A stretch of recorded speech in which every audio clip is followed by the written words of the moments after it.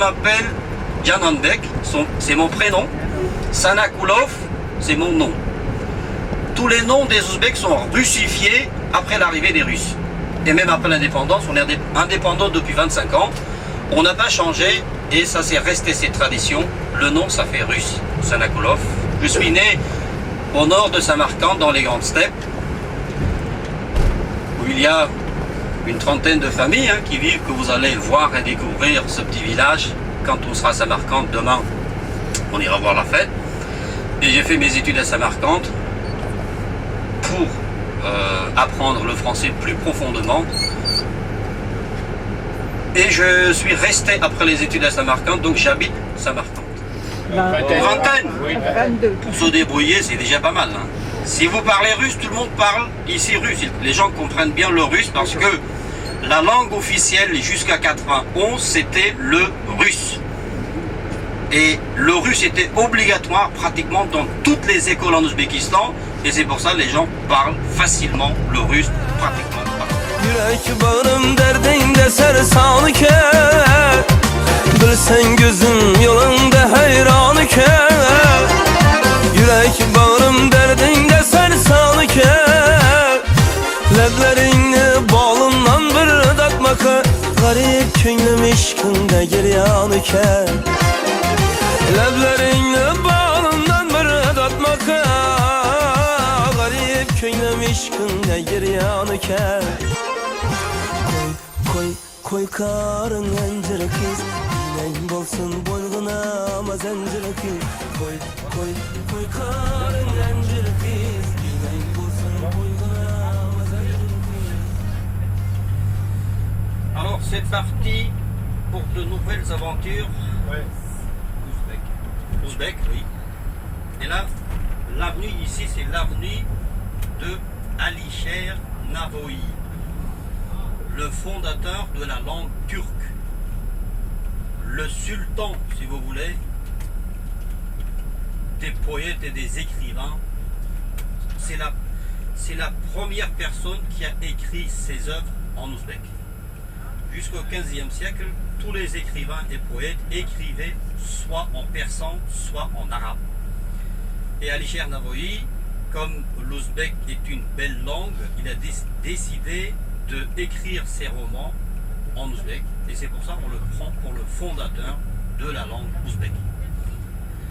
Il a vécu au XVe siècle, et l'avenue porte aujourd'hui, c'est l'avenue principale de la capitale qui porte son nom.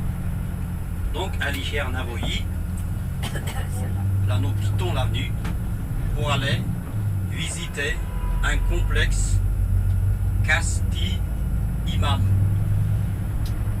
Et dans le complexe, nous allons visiter avec vous une ancienne madrasa ou médersa, école coranique, qui n'est plus en activité, qui date du XVIe siècle, qui était à l'époque soviétique le siège du moufti de la République. Donc le moufti, c'est lui qui était le responsable de la religion. Donc à l'époque soviétique, le siège se trouvait là-bas. Après l'indépendance, ils ont construit un autre bâtiment à côté. Et cette madrasa aujourd'hui est devenue un centre des artisans de la capitale, où vous verrez des peintres, des miniatures, où vous verrez des artisans qui font des boîtes sculptées en bois. Soit c'est platane, le bois, soit c'est du noyer. Beaucoup des boîtes en papier mâché, des sous-années, des nappes brodées, un peu d'artisanat local, si vous voulez. Et la madrasa, le nom de la madrasa, c'est Barakan. Khan, ça veut dire émir, le chef, le roi, le sultan. Barakan, qui était le gouverneur de Tachkent au XVIe siècle, qui a construit cette madrasa. Et pour cette raison, elle porte son nom. Donc nous allons visiter une ancienne école coranique où il y a des artisans. Et à côté, nous avons une mosquée qui date du 19e siècle. C'était la mosquée du vendredi de ce quartier. Donc la religion était assez présente jusqu'à l'arrivée des Russes. Et les gens se réunissaient dans cette mosquée de vendredi, qui est toujours en activité. Après l'indépendance, en 2007, ils ont construit le nouveau siège pour le Grand Moufti. et une autre grande mosquée avec 2 grands minarets. Donc on visite ces 2 mosquées, la madrasa Barakkan et encore une petite madrasa, une ancienne école coranique aussi, qui était une bibliothèque où se trouvaient plus de 3000 Corans qui sont écrits dans différentes époques. Donc le plus ancien Coran du monde se trouve aujourd'hui dans cette bibliothèque. Donc c'est le Coran d'Osman. Osman qui était le 3e calife du prophète Mohammed. Après la mort du prophète, c'est lui qui avait fait un livre, si vous voulez, avec tous les versets du Coran. Et le Coran était ramené au XIVe siècle par Tamerlan quand il avait envahi l'Irak, tout ce qui est l'Iran et tout, ça vient de là-bas. Donc le Coran est écrit sur les peaux des gazelles, plus de 300 pages, donc plus de 300 gazelles. Ah bon?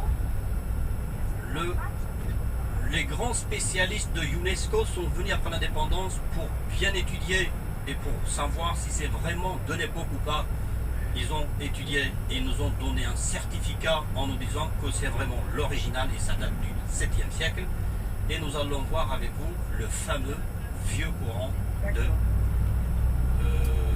du monde, on peut dire, musulman. Et qui est... Ça c'est le cirque, hein, vous voyez sur votre gauche, qui est unique en Ouzbékistan, la coupole bleue. De temps en temps il y a le cirque.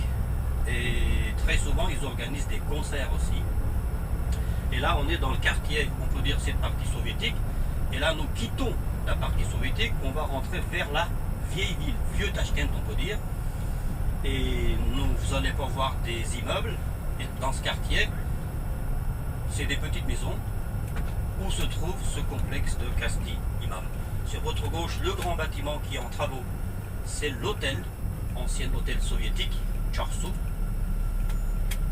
À côté de cet hôtel, il y a le marché Chorsu, que nous allons voir avec vous. Chorsu, ça veut dire carrefour. Il y a 2 rues qui se croisent, le croisement c'est Chorsu. Et là, nous avons quitté la partie soviétique de la ville, et on peut dire que nous sommes dans la vieille ville de Tachkent. Et vous allez voir sur votre gauche le complexe Kasti Imam avec ses 2 mosquées et 2 grandes, 2 madrasas et 2 mosquées. Voilà, vous voyez déjà les coupoles. On va s'arrêter tout à l'heure. Vous pouvez prendre les caméras, les appareils de photo. Donc ici, faire des photos des monuments, il n'y a pas de problème. Hein. Des gens, quand on va dans les marchés et tout, c'est pas la peine de demander aux gens, ce sont les gens qui viennent vers vous. Prenez-moi en photo. Ça leur fait vraiment un grand plaisir. Vous faites une photo, vous leur montrez, ils sont contents. Et surtout quand ce sont des Français, et les Français tout de suite ils disent « Ah bonjour Zidane, Chirac, ou Bernadette. » Bernadette, elle n'est pas très connue, mais Chirac, oui. Non, Madame Sarkozy, elle n'est pas très connue. Vous voyez, ça c'est la grande mosquée construite en 2007. Hein. Et à côté, le bâtiment, c'est le nouveau siège du grand moufti de la République. Donc la religion, c'est à part de la politique. Hein. Ils n'ont pas le droit de s'impliquer à la politique. Mais toute la religion, toutes les mosquées sont gérées, si vous voulez, par le grand moufti. Ici, le siège. Donc le moufti, il est là, au premier étage. Si vous voulez, on peut aller le voir aussi. Hein. C'est les disponibles. Ça va être compliqué, bien sûr. Au revoir. Le rendez-vous avec lui parce que c'est le ministre, on peut dire, de la religion du pays. Et le siège aussi s'est construit en 2007 et avant ce siège, donc ça se trouvait dans la madrasa de Barakkan. Voilà, on va rester à peu près 1 heure pour les visites de ce complexe et après on reprend le bus et nous allons visiter avec vous le grand marché de la capitale, le marché Chorsu. Ce sont des vendeurs de fruits, de légumes, un peu de vêtements, du pain et des épices, fromage, un peu de tout. L'artisanat, où est-ce qu'on acheter? L'artisanat, je vous conseille d'acheter soit à Samarcande, soit à Boukhara, ou à Kivar aussi, vous avez plus de choix. Et pour acheter, il faut toujours marchander. Ça fait un grand plaisir aux gens. Ils vous disent par exemple 10 euros, vous leur dites non, 5 euros. Vous pouvez diviser par deux hein, si vous voulez. Mais ça s'arrête après à 7 ou 8 ou 7. Vous verrez, hein, le marchandage c'est une tradition. Voilà, on descend ici s'il vous plaît.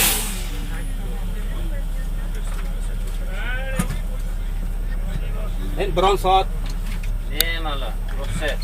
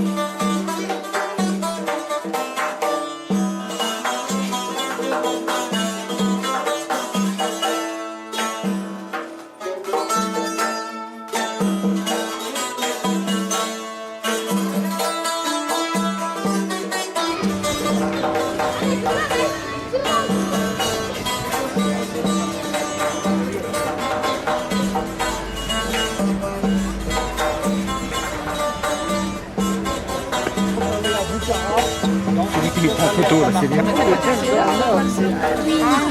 Ils ont tout des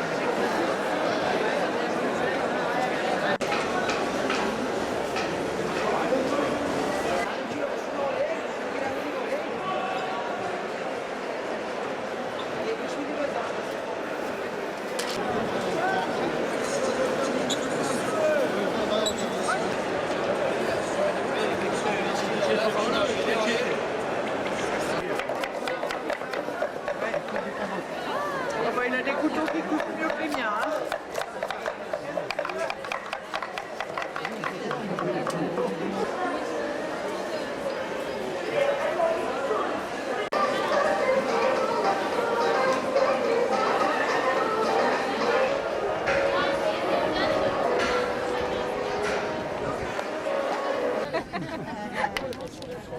Ça marche le coucou. C'est vrai?